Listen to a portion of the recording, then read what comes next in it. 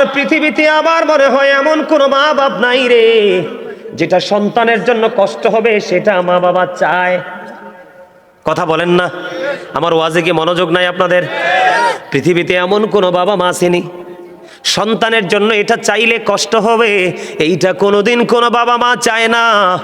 বাবা মা চায় আমি দুঃখের মধ্যে থাকি। বন্ধু, কিছুদিন আগে আমাদের বাড়ির পাশে, আজকে মনে 2 দিন বা 3 দিন, 2 দিন হবে, একজন স্কুলের একজন ম্যাডাম মৃত্যুবরণ করেছে। সকালবেলা রান্না করেছে, স্কুলে যাবে।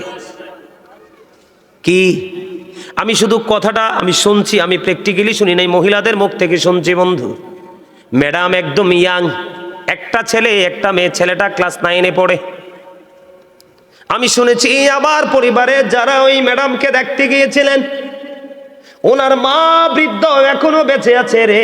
যদি উনি সরল মনে বলে ফেলেছে, কথাটা জানে না, উনি বলেছে আজরাইল, আজরাইল রে, আমি বুড়ো হয়ে গেছি রে আজরাইল, তুমি কি আমায় নিতে পারলা না? আমার চোখের সামনে থেকে আমার এই মেয়েটাকে কেমন করে তুমি কেড়ে নিয়ে গেলা। জোরে জোরে বলেন না আল্লাহু আকবার, একবার বলেন না সুবহানাল্লাহ। মা নাকি চিৎকার করে বারবার বলছে আজরাইল, তুমি আমায় কেন নিলা না? আমাকে কি তুমি দেখতে পাইলা না রে আজরাইল? আমি কেমন করে সইব? আমার চোখের সামনে আমার সন্তানের লাশ। বন্ধু, পৃথিবীর বুকে ভারী যদি কোনো কিছু থাকে রে, এটা হলো মা বাবার কাঁধে সন্তানের লাশ। এর চেয়ে ভারী আর কোনো কিছু নাই পৃথিবীর বুকে। ঠিক কিনা বলেন? আমারও একটা ছোট ভাই মারা গেছে, সে রবিউল আওয়াল নাম ছিল বন্ধু তার। আমার মনে আছে রে, আমার ভাইটা যখন ইন্তেকাল করেছিল, আমার মা পুরো পাগল হয়ে গেছিল। আমার মা বলতো যে পৃথিবীর কোথায় গেলে আমার কলিজায় শান্তি মিলবে রে, আমি কোথাও গেলে আমি শান্তি খুঁজে পাই না। কোথায় গেলে শান্তি পাবো? এই শান্তি একমাত্র আল্লাহ ছাড়া কেউ দিতে পারবে না। আমি মা বাবার মন বোঝানোর জন্য বলেছি রে বন্ধু, মা যখন অসুস্থ হবে তুমি সেবার জন্য আগাই আসো। মায়ের পরনে বস্ত্র নাই, সুন্দর দেখে কিনে দাও। মা যেটা খেতে পছন্দ করে তুমি মনে মনে নিয়ত করো, মালিক আমার মা তো এই জিনিসটা খেতে মনে চায়, মা পছন্দ করে, আমার তৌফিক নাই, যেই তৌফিক আছে এটার স্বল্প পরিমাণ দিয়ে তুমি নিয়ে আসো। মাকে আল্লাহর কাছে দোয়া করে দিবে, দেখবে তোমার পৃথিবীর দরজা সবগুলো ওপেন হয়ে যাবে। তার একমাত্র প্রমাণ হলাম আমি গাজী সুলাইমান। আমি যদি ব্যক্তিগতভাবে দ্বন্দ্ব বলি, আমার গ্রামের মানুষ এই আলোচনাটা শুনবে। আমি যদি মিথ্যা বলি, আপনারা খবর নিতে পারবেন। আমার জীবনে আমি মায়ের এত বেশি কাপড় ধুয়েছি, মনে হয় না কোনো মেয়ে, এখনকার যুগের মেয়ে মার কাপড় ধোয়। এখনকার মেয়েরা এত বড় বেয়াদব। ও বন্ধু, স্কুল কলেজের কাপড়গুলো অসুস্থ মায়ের জন্য রেখে যায়। মা তুমি এগুলো কি ওয়াশ করে দিও, ঠিক না ঠিক? আর আমি গাজী সুলাইমান, মা গোসল করার পরে বলতাম, মা এটা রেখে দেন, আমি ধুয়ে দিব। অসংখ্য দিন মায়ের কাপড় ধুয়েছি, মায়ের সাথে বন্ধু হাড়ি পাতিল মেজে দিয়েছি। মা যেই কাজটা করতে কষ্ট পাইতো সেই কাজটা আমি মাকে করে দিতাম। তার কারণ মায়ের মলিনতা, মায়ের পরিশ্রম, মায়ের কপালে ঘাম দেখলে আমার কোনোদিন সহ্য হয় না। জোরে জোরে বলেন না সুবহানাল্লাহ। মা এত বড় নিয়ামত। মায়ের প্রেমিক যেই সন্তান মা হারাইছে বন্ধু, সে বুঝে রে পৃথিবীর কেউ নাই ডাক দিয়া ঘরে নেওয়ার। কথা বলেন আছে পৃথিবীতে বন্ধু। গতকালকে আমি বগুড়া থেকে আসার সময় আমার একটা ছেলে, আমার সফর সঙ্গী, সে বলে, ভাই আমার বাবা চলে গেছে, এখন আর আমি সারাদিন সারা রাত্র বাইরে থাকলেও কেউ আমাকে একটা মিনিট ফোন দিয়ে জিজ্ঞেস করে না তুই কোথায় আছিস। এটাই বন্ধু বাস্তবতা। মা বাবার প্রেমের ভুবন, এই ভুবনে যদি কোনো সন্তান ঢুকতে না পারে, মা বাবার কলিজার মধ্যে যেই প্রেমের ভবন আছে রে, ওই ভবনে যেই সন্তান ঢুকতে পেরেছে তার জীবনে বন্ধু ভ্রমণ শুরু হবে। মৃত্যুর আগে সেই ভ্রমণ শেষ করতে পারবে না সেই বাগান ভ্রমণ করে। এটা পৃথিবীর সকল কিছুর চাইতে বড় মা বাবার কলিজায় বন্ধু যেই বাগানটা আছে। কিন্তু সন্তানগুলো একটুখানি সুখের জন্য মা বাবার কলিজায় বন্ধু আগুন জ্বালাই দেয়। এই আগুন তোমাকে উপরে বন্ধু পুড়িয়ে ছাই করে দিবে, কোনো দিন তুমি বুঝতে পারবা না।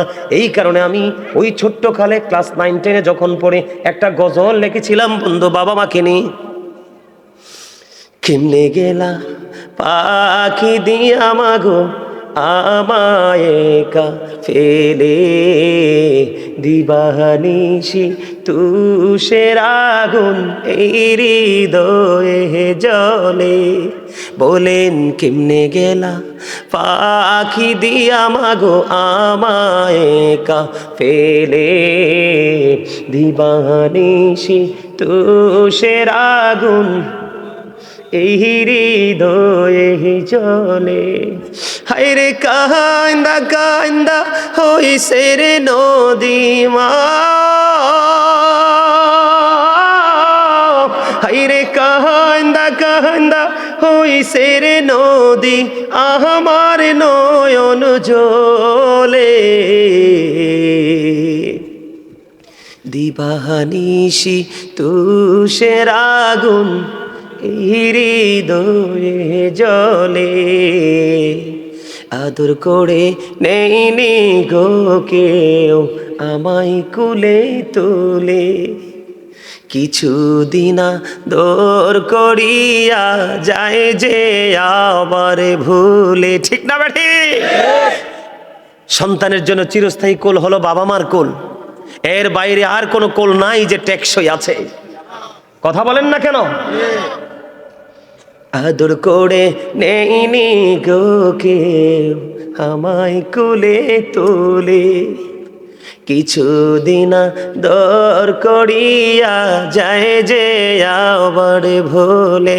আমায় নাম দড়িয়া ডাকি দিয়া আর মা,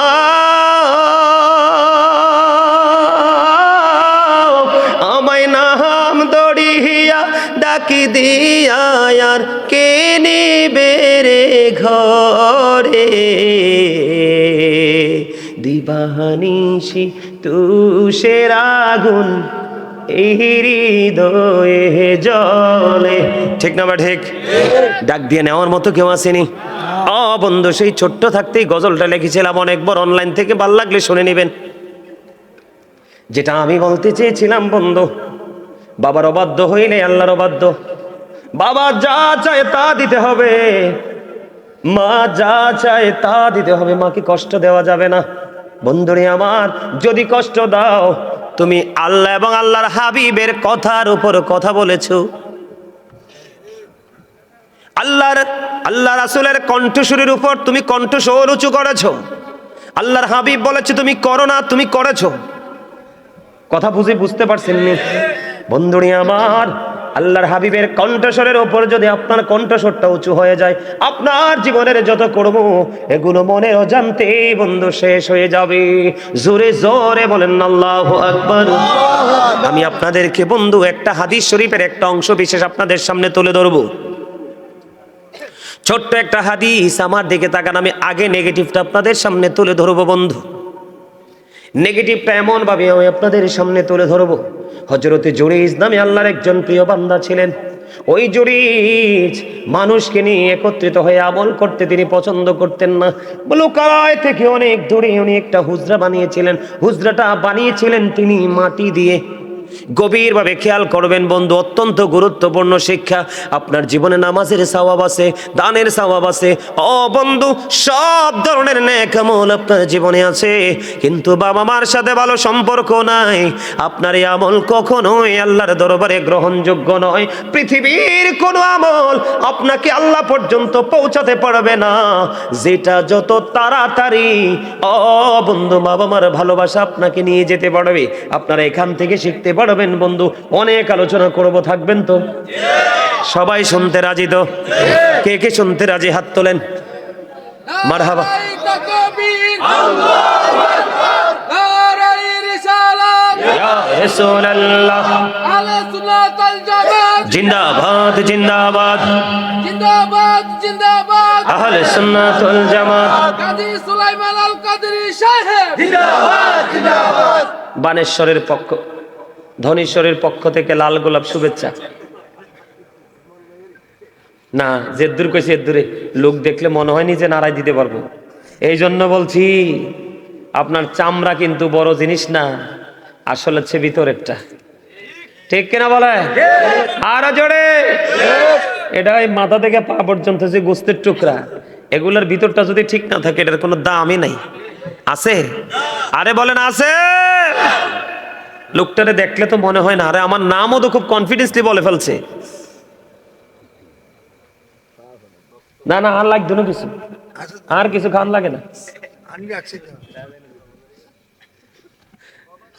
আই এক কানা ঠিক করি কইছি, আই কোনা কানো কোনো কিছু খাইতে পারি না, বুঝছেন? আলহামদুলিল্লাহ গন, আরো জোরে। আমি যত আলোচনা করব আমার হৃদয় তত শীতল হবে। আমি হচ্ছে সেই মানুষ, আমার কলিজা ওয়াজ চলাকালীন চা দিয়ে পানি দিয়ে ভিজানো লাগে না, আমারটা এমনি ভিজে যায়। আমি গল্প বলছি না তো, হাজার হাজার ভিডিও দেখবেন। আমি মদিনাতুল মুনাওয়ারায় গিয়েছি, মক্কাতুল মুকাররমায় গিয়েছি, হজে গিয়েছি। ওখানে গিয়ে আমি রোজাতে গিয়েছি, একদিনও ভাত খাই নাই, শুকনা খাবার খেয়ে, খেজুর আর জমজমের পানি খেয়ে ওমরা পালন করে শেষ করে বাংলার জমিনে আসছি। আমি সেই লোক। আমি কোনো মানুষের বাড়িতে কিছু খাই না।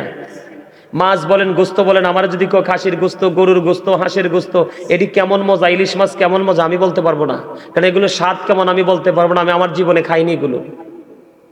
12 মাস নিরামিষ শাকসবজি খাইতে একমাত্র নিজের ঘরে। এই পৃথিবীতে বাইরে কত রকমের খাবার, একটা খাবার আমিও দম গুনাহগার মুখে লাগাই না। আমি সেই লোক।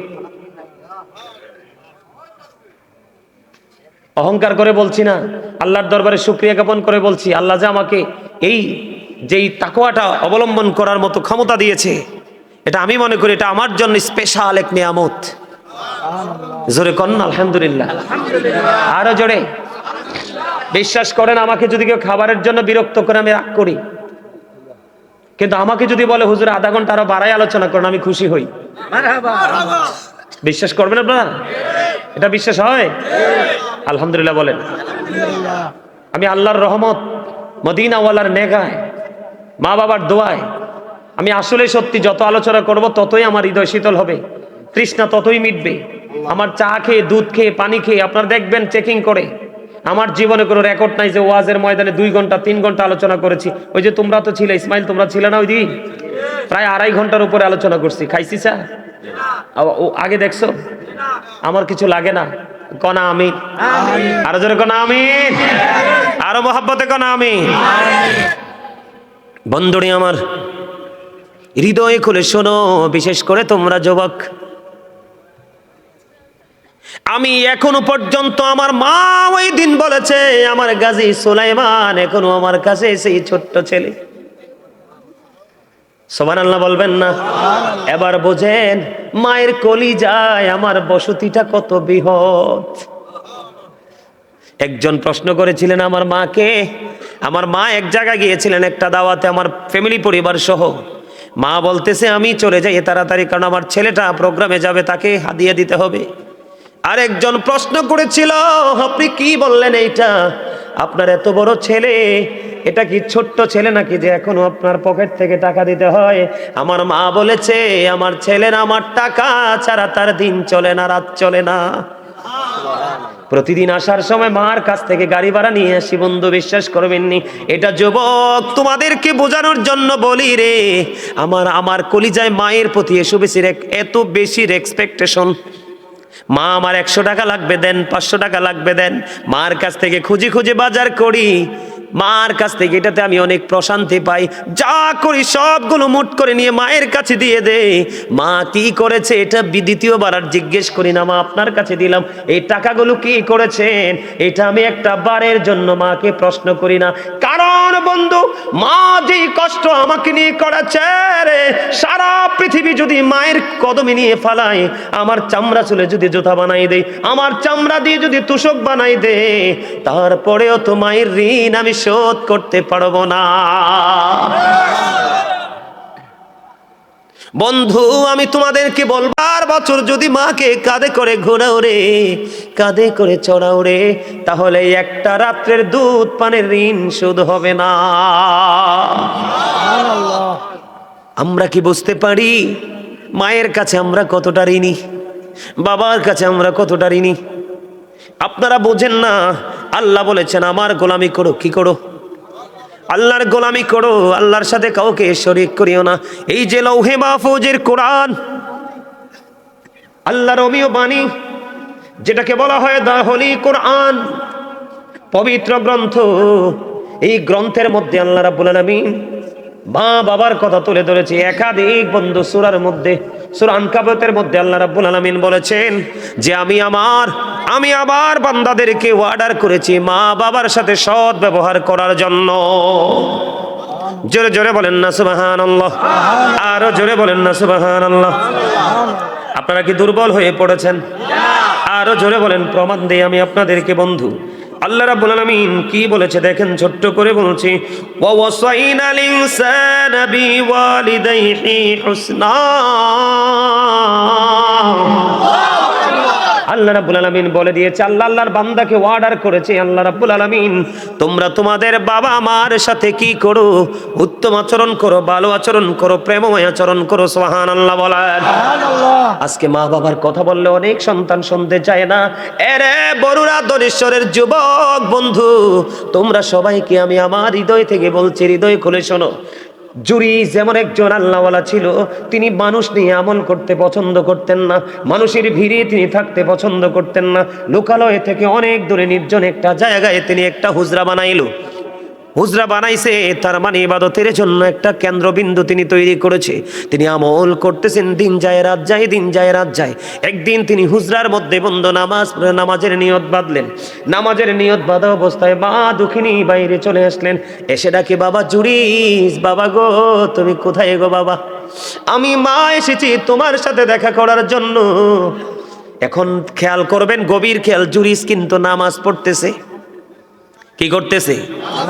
সেজদার চাইতে, ইমানের পরে সেজদার চাইতে দামি আমল আর কিছু আসেনি। কপালে আল্লাহ, কপালটা আল্লাহর কুদরতি কদমে ঠেকানো, এটার চেয়ে দামি আমল আসেনি। খেয়াল করবেন বন্ধু, বুখারী শরীফের হাদিস। ছেলেটা নিয়ত নামাজ পড়তেছে, এদিক দিয়ে হুজরার বাহিরে থেকে এসে বন্ধু, ধরেন একটা এক্সাম্পল, হুজরা বললে অনেকে বোঝে না, সাধারণ মানুষ। ধরেন ঘরের ভিতরে ছেলে নামাজ পড়ে, বাহির থেকে মা ডাকতেছে, বাবা জুরিজ, আমি মা এসেছি তোমার সাথে দেখা করবো। এবার জুরিজ ডেকে ডেকে বলে, আল্লাহ আল্লাহ গো, আমি তো নামাজের নিয়ত বেঁধে ফেলেছি, এখন আমি কি আমার মায়ের ডাকে সাড়া দিব, নাকি আমি নামাজ খানা চালিয়ে যাব? ওই সন্তান হযরত জুরিজ, আল্লাহর বুজুর্গ বান্দা, সে কি করলেন? মায়ের ডাকে সাড়া দিলেন না। সাড়া না দিয়ে তিনি নামাজটাই চালিয়ে গেলেন। নামাজ শেষ হলো, নামাজ শেষ করার পরে এবার বাইরে এসে চাইয়ে দেখে মা দুঃখিনী বন্ধু বাইরে নাই, চলে গেছে। একদিন চলে গেল, জোরে কন্না আল্লাহু আকবার। আজকের একদিন চলে গেল বন্ধু, আবার দ্বিতীয় দিন দেখেন ভাগ্যের কি নির্মম পরিহাস এবং আমাদের জন্য কত বড় শিক্ষা। আল্লাহর হাবিব এই হাদিসের অংশ বিশেষ একটা মুমিনের জন্যই যথেষ্ট, আর বেশি ওয়াজের দরকার নাই বন্ধু। এবার কি করলেন হযরত জুরিজ? আবার দ্বিতীয় দিন তিনি আবারও নামাজরত অবস্থায়, নামাজ চলাকালীন মা দুঃখিনী আসলো। মা দুঃখিনী এসে ডেকে ডেকে বললেন, বাবা বাবা গো, আমি আজকে এসেছি তোমার সাথে একটু দেখা করবো গো বাবা, তুমি আমাকে একটু দেখা দাও। এবার আজকেও জুরিজ মনে মনে ভাবে আগের মতো, মনিব ও আমার মাওলা, আমি আজকেও তো নামাজরত অবস্থায়, আমি কি নামাজ চালিয়ে যাব, নাকি আমার মায়ের ডাকে আমি সাড়া দেব? আজকেও ছেলেটা মায়ের ডাকে সাড়া দিলেন না, চিন্তা করতেছেন আমি আগে নামাজটা শেষ করে ফেলি। নামাজ যখন শেষ হয়ে গেল বন্ধু, দ্বিতীয় দিন বাইরে এসে চাইয়া দেখে আজকে তো মা নাই। মা আজকেও চলে গেছে। 2 দিন পার হয়ে গেল বন্ধু, তৃতীয় দিন আবার আসলো।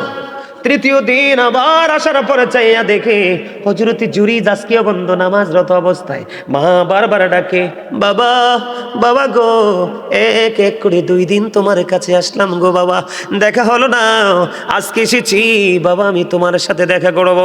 আজকেও হযরত জুরিজ তিনি বলতেছে, আমি আজকেও তো নামাজরত অবস্থায়, আমি কি নামাজ চালিয়ে যাব গো, নাকি আমি আমার মায়ের ডাকে সাড়া দিব? ওই 2 দিনের মতো আজকেও তিনি চিন্তা করলেন, আমি আজকেও সাড়া দিব না, নামাজটা শেষ করেই মায়ের ডাকে সাড়া দিব বন্ধু। হাদিস শরীফ প্রমাণ করেছে, এক এক করে 3 দিন পার হয়ে গেল, ছেলেটা নামাজরত অবস্থায় মায়ের ডাকে সাড়া দিল না, মায়ের সাথে দেখা করলো না। তৃতীয় দিন নামাজ শেষ করার পরে বাইরে এসে চাইয়া দেখে আজকেও মা নাই। মা এক এক করে 3 দিন আসলো, ছেলেটা দেখা দিল না।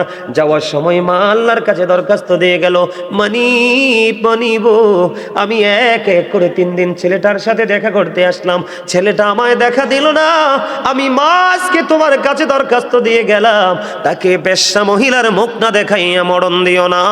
জোরে জোরে বলেন নাউজুবিল্লাহ।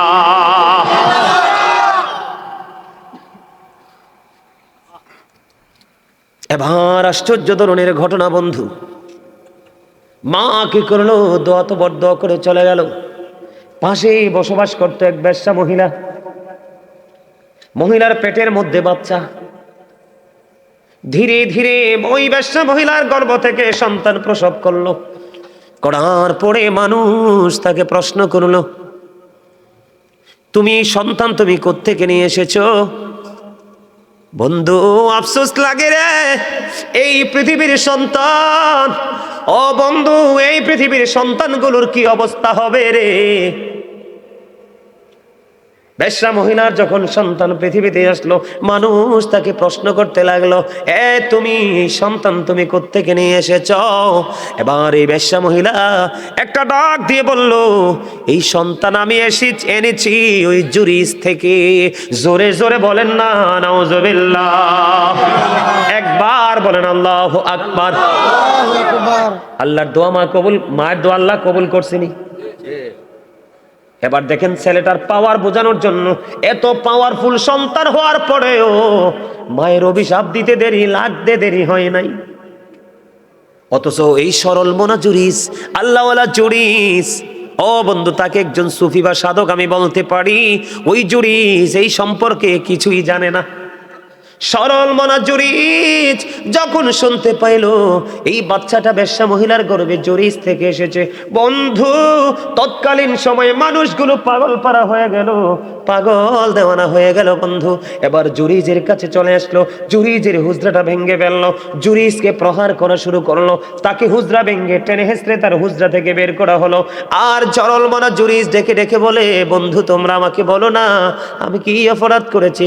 কয় তোমার অপরাধ হলো ওই বেশ্যা মহিলার সাথে তুমি অবৈধ মেলামেশা করে বেশ্যা মহিলাকে তুমি গর্ভে সন্তান দিয়েছো। এবার আল্লাহওয়ালা জুরিস, এবার দেখেন আমি সন্তান, তোমরা ভাই বাবা আমি তোমাদেরকে বোঝাচ্ছি, সন্তানটার এত বড় বুজুর্গ ছিল, এত পাওয়ারফুল ছিল সন্তানটা, এত বড় বুজুর্গ ছিল। এবার সরল মনা জুরিস বন্ধু নামাজ পড়লেন, নামাজ পড়ার পরে এবার তিনি ডাক দিয়ে বললেন, এ বাচ্চাটাকে আমার কাছে নিয়ে আসো। অসংখ্য মানুষ ওই জুরিজের এই সিমটম দেখার জন্য চলে আসলো, জুরিজ যে অপকর্ম করেছে সেটার অবনতি দেখার জন্য আসলো। মানুষগুলো বন্ধু পলকিন দৃষ্টি দিয়ে তাকিয়ে আছে। এবার জুরিজ বন্ধু নামাজটা শেষ করলো, নামাজ শেষ করার পরে বললো, বাচ্চাটাকে আমার কাছে নিয়ে আসো। বাচ্চাটাকে যখন তার কাছে নিয়ে আসা হলো, এবার জুরিজের বরকতময় হাত ওই বাচ্চাটার পেটটার উপর রেখে বাচ্চাটাকে একটা ডাক দিয়ে বললো, বাবু বাবু বলো না তোমার বাবাকে। এবার বন্ধু ছোট্ট মাসুম বাচ্চা, নবজাত শিশু, এবার ওই শিশুর অটোমেটিক্যালি জবান খুলে গেল। ও বন্ধু যেমনি জবান খুলে গিয়েছিল ঈসা রুহুল্লাহর, সুবহানাল্লাহ বলেন না, তেমনি ভাবে ওই অবলা ছোট্ট শিশুটার জবান খুলে গেল। এবার ওই ছোট্ট শিশু জুরিদের হাত পেটটার উপর রাখতে দেরি ছোট্ট শিশু ডাক দিয়ে বলল, ওই রাখাল আমার বাবা। জোরে জোরে বলেন না সুবহানাল্লাহ। একবার পড়েন আল্লাহু আকবার। এখান থেকে কিছু বুঝতে পারছেন নি আপনারা? জুরিজের পাওয়ার আসেনি, মর্যাদা আসেনি। যার মর্যাদাকে বৃদ্ধি করার জন্য ছোট্ট বাচ্চার জবান দ্বারা প্রমাণ করে দেয় আমার আল্লাহ কতটা আল্লাহর প্রিয় বান্দা। কিন্তু মা যে দোয়া তোর করে দিল, 3 দিন করে দেখা করতে আসলাম, দেখা দিলা না। বেশ্যা মহিলার সাথে তোমাকে কি করতে হবে? যুক্ত হতে হবে। হইছে কি হইছে না? আরো জোরে বলেন। পরে তৎকালীন সময় মানুষগুলো জুরিদের হাত চুমু খেতে লাগলো, জুরিদের সঙ্গ প্রথঙ্গ চুমু খেতে লাগলো। আবার বলল, রে জুরিস আমরা অন্যায় করেছি, তোমার এই হুজরাটাকে আমরা স্বর্ণ দিয়ে আবার বাধাই করে দিব। জুরিস বলল, না না আমার স্বর্ণের কোনো লালসা নাই রে, আমাকে তোমরা মাটি দিয়ে হুজরাটা বানায়া দাও। কত বড় তাকওয়া, কত বড় আল্লাহওয়ালা হযরত জুরিস। তারপরেও মাকে কিন্তু সে গালি দেয় নাই, বকা দেয় নাই, শুধু দেখা করতে আসছে, সন্তানকে দেখা দিল না। আল্লাহ রাব্বুল আলামিনের কাছে দরখাস্ত দিল, কবুল হয়ে গেল। এই যুগের ছেলেদের কিন্তু অত বড় বুজুর্গি নাই, এত বড় তাকওয়া নাই। তারা কোথায় আছে, কোথায় থাকবে, কোথায় যাবে সেটার খবরও নাই। তাহলে আপনারা বলেন, এই সন্তানের প্রতি যদি বাবা মা বিরক্ত হয় তাদের কোনো উপায় থাকবে না। এমনি পাবে বন্ধু, মায়ের অভিশাপে যেমনি, আমার দিকে তাকান, মায়ের অভিশাপে যেমনি সন্তানটাকে হয়ে গেল, বিপদ থেকে বন্ধু বিপদে পড়ে গেল, ঠিক তেমনি ভাবে আমি আপনাদেরকে বলি আরেকটা হাদিস শরীফ বন্ধু, এটাও বুখারী মুসলিম শরীফের মধ্যে এসেছে। বলবো নাকি শেষ করে দিব? হ্যাঁ, আরো শুনবেন? চলবে? অত্যন্ত মজার একটা ওয়াজ বন্ধু, অত্যন্ত মজার একটা হাদিস। এখান থেকে সত্যিকারের মুমিন যারা রে, ও বন্ধু, আপনাদেরকে আমি এর মাঝখান দিয়ে আরেকটা মেসেজ দিয়ে দিই। আপনারা হয়তো অনেকে এমন থাকতে পারেন, একটা সময় গরিব ছিলেন, এখন আপনার দৌলত হয়েছে, সম্পদ হয়েছে, কিন্তু মা দুঃখিনী তো পৃথিবীতে নাই, বাবা তো পৃথিবীতে নাই। এখন আপনি মনে মনে চিন্তা করেন, হুজুর আমার বাবা মা পৃথিবীতে যখন ছিল গো, আমার তো দৌলত ছিল না, এখন মা বাবা তো পৃথিবী থেকে চলে গেল, আমাকে আল্লাহ দৌলত দিয়েছে, আমি তো বাবা মাকে ভালোবাসতে পারি না, আমি আমার মা বাবাকে ভালোবাসতে চাই। সবার পরে আমি কোনভাবে ভালোবাসবেন মৃত বাবা মাকে, আমি সেই টেকনিকটাও শিখাই দিয়ে যাব। তবে বন্ধু, এই সুস্থ সন্তান যেমনি করে মায়ের অভিশাপে বরদোয়ায় পড়েছে, ঠিক তেমনি ভাবে বিপদগ্রস্ত সন্তান কিভাবে মায়ের দোয়ায় বিপদ থেকে বেঁচে গেছে। বুখারী এবং মুসলিম শরীফ থেকে একটা হাদিস শরীফ, বনি ইসরাইলের 3 জন লোক, আমার দিকে তাকান, আমি রাবির নামটা বললাম না, বনি ইসরাইলের 3 জন লোক বন্ধু, তারা ভ্রমণে বের হলো, সফরে বের হলো। সফর করতে করতে করতে করতে করতে করতে করতে করতে বন্ধু সন্ধ্যা ডানা মেলে দিল, সূর্য তার আপন গন্তব্যে লুকিয়ে গেল, সন্ধ্যা ডানা মেলে দিল, দিবালোক বন্ধু চলে গেল। এবার তারা কি করলেন, ওই পাহাড়ের গুহার মধ্যে অবস্থান করলেন। যেই দরজাটা দিয়ে তারা গুহার মধ্যে প্রবেশ করেছে, গুহার মধ্যে ঢুকেছে 3 জন। কয়জন?